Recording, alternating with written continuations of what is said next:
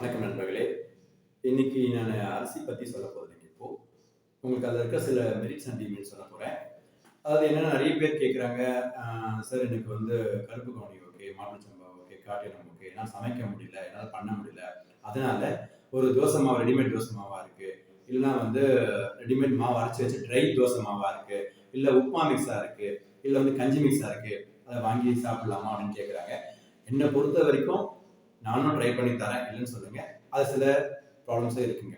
மாசா பண்ணும்போது உங்க அளவுக்கு இப்போ வந்து நீங்க வந்து உங்க வீட்டுல ஒரு ஒரு விஷயம் பண்றீங்க, ஒரு வீட்டுக்காக பண்றீங்க, ஒரு பர்சனல் யூஸ்க்காக பண்றீங்கன்னா ஒரு கிலோ 2 கிலோ தான் பண்ணுவீங்க. அது தாராளமா பொறுமையா ஒரு முறைக்கு 2 முறை 3 முறை 5 முறை கழுவிட்டு அதுக்கப்புறம் நல்ல ஒரு துணியில காய வச்சு அதுக்கப்புறம் கிளீனா கொண்டு போயிட்டு ஒரு நல்ல பாத்திரத்துல போயிட்டு அதை அரைச்சி கொண்டு வந்து யூஸ் பண்றதுக்கு வாய்ப்பு இருக்கு.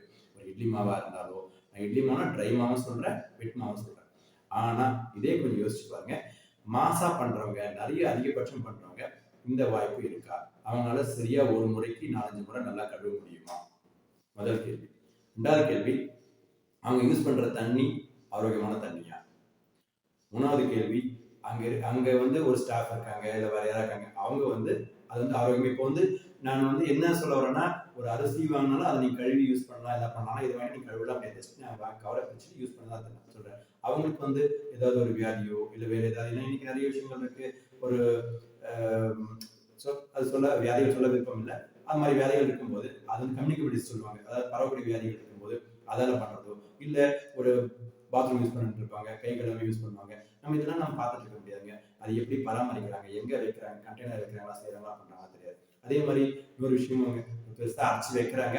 இதால கண்டிப்பா இது மாதிரி செய்யறவங்க கிட்ட இருந்து எனக்கு எதிர்ப்புகள் வர நிறைய வாய்ப்பு இருக்கு. இருந்தாலும் சொல்ல வரேன், ஒரு பெரிய அண்டா ஃபுல்லா வந்து என்ன பண்றாங்க, ஒரு கருப்பு கவனி ஈரமாவு இட்லி மாவோ தோசை மாவோ அரைச்சி வைக்கிறாங்க. அந்த சமயத்துல அது வந்து ஒரு ஏதோ ஒரு பூச்சி வந்துச்சுங்க, மொத்தமா கொண்டு வர போறாங்க. இன்னைக்கு கருப்புடைய விலை வந்து பாத்தீங்கன்னா 150 200 வரைக்கும் வருதுங்க. அப்புறம் உளுந்து அதெல்லாம் போடும்போது எனக்குரிய 1 கிலோ மாவு வந்து பாத்தீங்கன்னா குறைஞ்சபட்சம் 300 ரூபாய் வரும். அப்போ வந்து ஒரு அண்டா ஃபுல்லா பாத்தீங்கன்னா ஒரு 3000 தூக்கி போட்டுருவாங்களா? கிடையாது, தூக்கி போட்டு பேக் பண்ணா கொடுக்க போறாங்க. அதனால முடிஞ்ச அளவுக்கு இந்த பேக்கெட் ஃபுட்டை தவிர்க்க பாருங்க. நீங்களா வாங்கி சமைச்சு கொடுக்க பாருங்க. கொஞ்சம் டைம் எடுத்துக்கோங்க, செய்யுங்க. இல்லை என்னைக்கோ ஒரு நாள் அப்படின்னா ஒரு பரவாயில்ல, அதை ரெகுலர் ரொட்டீன் ஆக்கிடாதீங்க. நான் பணம் போகும்போதே நான் வந்து பிரச்சனை இல்லை, நான் கருப்பு கவுனி இது வாங்கிட்டு போறேன், இட்லி மாவு வாங்கிட்டு போய் அதை செஞ்சுக்கிறேன், கருப்பு கவுனி கிடைக்குது, கருப்பு கவுனி சத்து கிடைக்கும், கூடவே சில விஷயங்கள் கிடைக்கும். அது சில விஷயங்கள் வந்து நல்ல விஷயமா இருக்கலாம், கெட்ட விஷயமா இருக்கலாம், ஒரு அசுத்தமா இருக்கலாம், இல்லை வந்து வேற ஏதாவது பிரச்சனைகள் இருக்கலாம். அதனால அதே மாதிரி இன்னைக்கும் பார்த்தா சில இடங்கள்ல ஃபுட் சேஃப்டி ஆஃபீஸர்ஸ் சொல்றாங்க, ஈரமாவுல ஈகோலை அப்படிங்கிற ஒரு பாக்டீரியா இருக்கு, நான் கண்டுபிடிக்கிறோம்ன்றாங்க. ஈகோலைனா வேற ஒண்ணுமே கிடையாதுங்க. நம்ம டாய்லெட் இருக்கிறதுல டாய்லெட்ல இருக்கக்கூடிய ஒரு பாக்டீரியா தான் ஈகோலைன்னு சொல்லுவாங்க.